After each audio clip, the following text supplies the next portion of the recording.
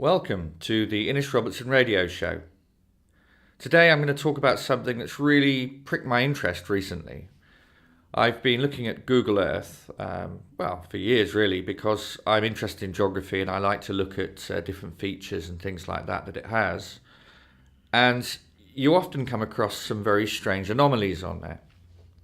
Now, YouTube is awash with conspiracy theories and some of these peculiar objects where people claim to know what they are and what's happened. And most of them I would put down to some kind of software error or some kind of problem with the satellite imagery. There are also lots of sites which are redacted and blacked out, obviously, because they might be of military or commercial sensitivity. However, there are some things that stand out and defy explanation, and are obviously more than just some kind of anomaly. They're real things, and it's really quite fascinating. I mean, if you've got lots of time to waste and you want to sit down in an afternoon with a cup of coffee and have a look for yourself, it's really quite interesting. So I can see myself covering some of these things over the coming months, because I am interested in unexplained phenomenon and esoteric phenomenon, things like that, as well as my politics and economics. So today I'm just going to highlight a couple of examples which have come to my attention recently. The first one is in China and the second one is in Antarctica.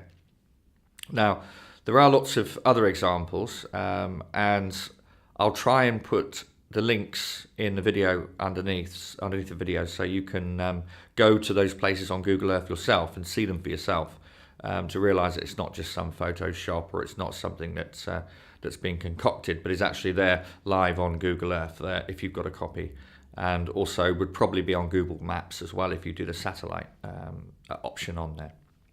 So anyway, without further ado, you don't need to look at my ugly mug, because it's far better you see this in full screen. So we'll head off now to China. Okay, so here we are. This is China, and near the Gobi Desert, so in the middle of China. So I'm going to zoom in now.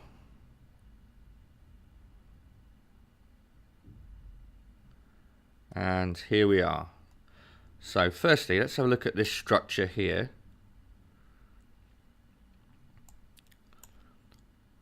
I mean, it seems like they're roads, but they're about 5 or 6 miles wide and, 20 miles or so in length, and highly reflective.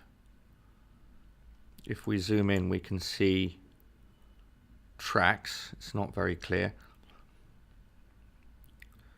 And there's several of these around. I'll take you to another one. Here we are. And this one forms a perfect square, absolutely perfect.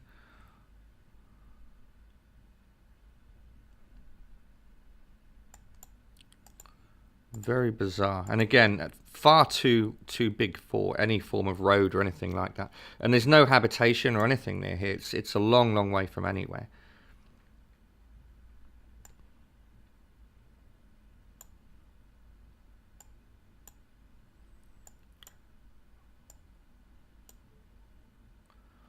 Okay, now let's have a look at these. There's something here that appears to be an airport, but again, the runway is probably about 100 miles long.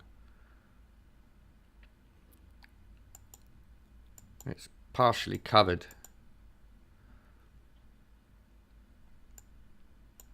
And we have another one here.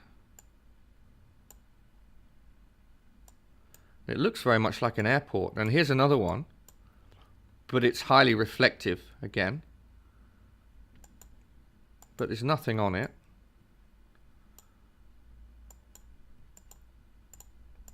Very bizarre. Very bizarre.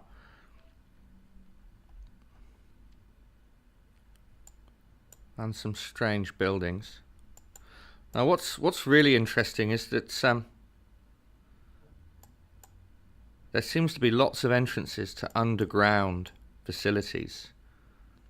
If you look here, you can see here, it looks like entrances and exits. So one would assume immediately, well, it's a mine.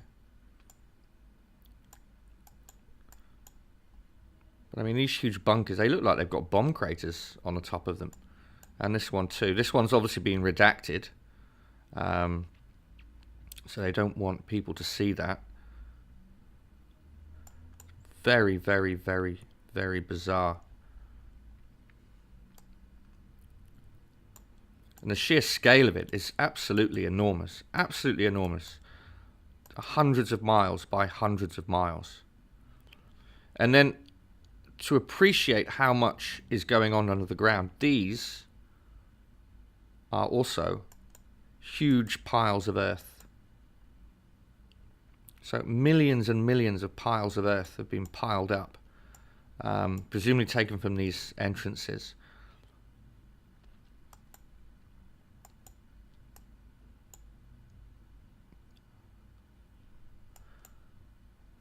And here's another one again.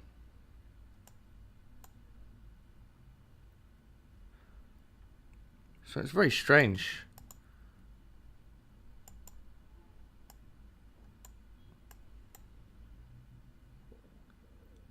Again, perfect square.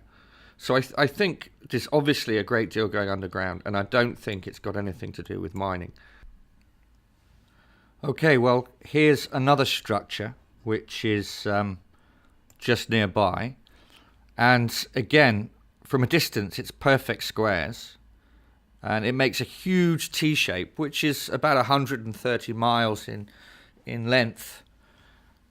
But if we have a closer look, you can see when you zoom in that it's not just perfect squares, but it's made up of individual vehicle tracks, which again proves that it's not just some anomaly from a satellite. This is actually something which is definitely on the ground. Okay, so zooming in now, you can see the tracks of the individual vehicles. So close up, it looks pretty chaotic. But then you can follow them and zoom out, and suddenly it becomes perfect shape. So they're following these lines again and again and again and again and again. And who knows for what purpose. The structure is truly huge. So just pan along like this. And it goes over mountain ranges.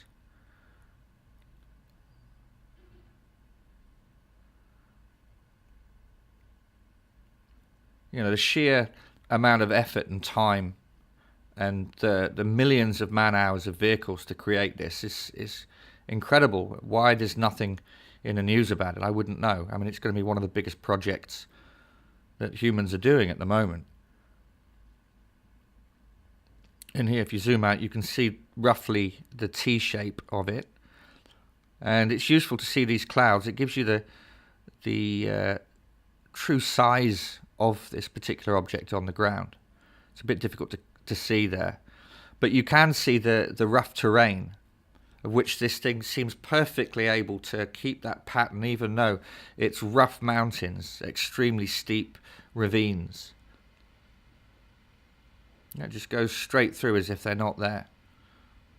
So how these vehicles can maintain their integrity up and down and through those topography, I really don't know.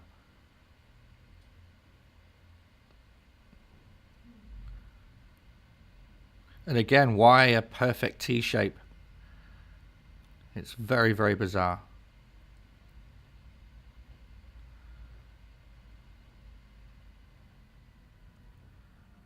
And if you look carefully, those are those piles of earth again. And there are millions and millions and millions of these piles of earth. So earth is being extracted at an incredible rate.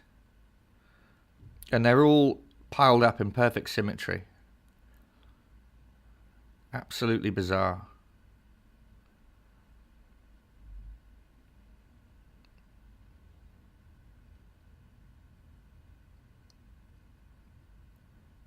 Now, again, people will say, well, maybe it's a mining project, but it's something that really shows that it's not just a mining project.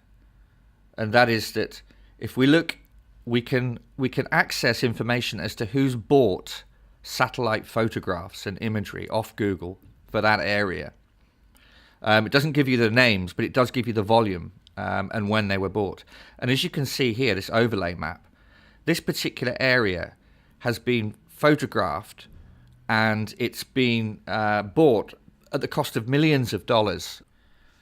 So somebody somewhere is very, very interested in this particular region. I would assume America, the CIA or NSA or something like that, but they've definitely been keeping very, very close tabs on it. So that again highlights the fact that this isn't just your run-of-the-mill mining or project, simple desert project like that. There's something going on here, and I think massive underground bases are being built. Well, that was China, and I think pretty interesting stuff, actually. There's a possibility it could be just an irrigation project where China's trying to turn the desert green, but given the size and scope of it, and given the huge airports would appear to be there, I really don't see that as a likely possibility. Something much bigger is going on there. So definitely food for thought, and I'll be watching that with great interest over the coming weeks. Okay, so we've done that. Let's go over to the other side of the world and have a look at what's going on in Antarctica. Now, I think this one is most probably some kind of trick. I don't know if Google's trying to play with our minds or whether somebody has managed to successfully post pictures on there that no one's removed, but they've been on there for some time and they haven't been flagged. So it is interesting, and I'll be watching that, but I wouldn't be surprised if they're removed over the next few weeks. So if you want to have a look at the description below. I'll have links to all of the different things on Google Earth, so you can check it out for yourself. But don't wait too long, because, like I said, some things may be redacted if they're of a sensitive military or commercial nature. Anyway, without further ado, let's get on to Antarctica. Okay, so first of all, let's see how we find this particular place. So what you want to do is you want to look at Argentina, South America, and Antarctica. Between them, there's a British island chain called the Sandwich Islands. And if you zoom in, you need to locate South Georgia. And then if you go zoom in, there's a chain of islands here. And it's called Bristol Island.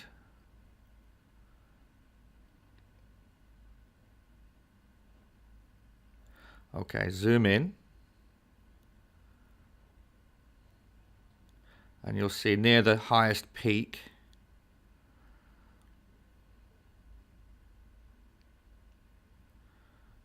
there we are. Okay, there suddenly, if you look carefully, you can see in the flat area, there's a photograph link. So if you zoom in, click on that.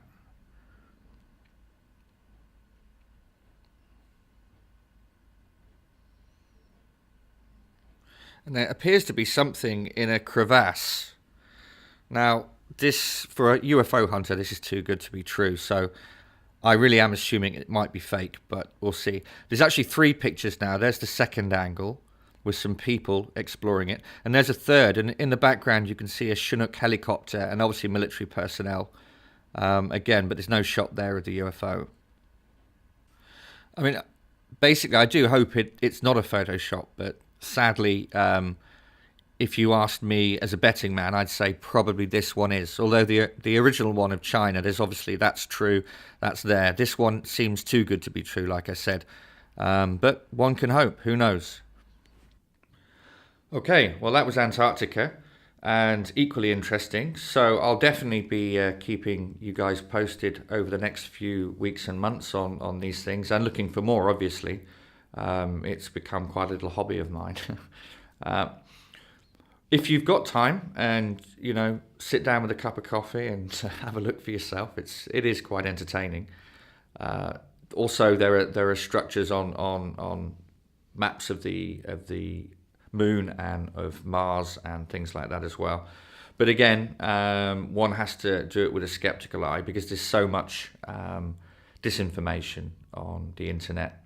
So one has to try as best as possible to look at it using the scientific method. But even with that, some things seem to still defy explanation and certainly keep me interested. So again, I'll keep you posted over the next few weeks and months on these things.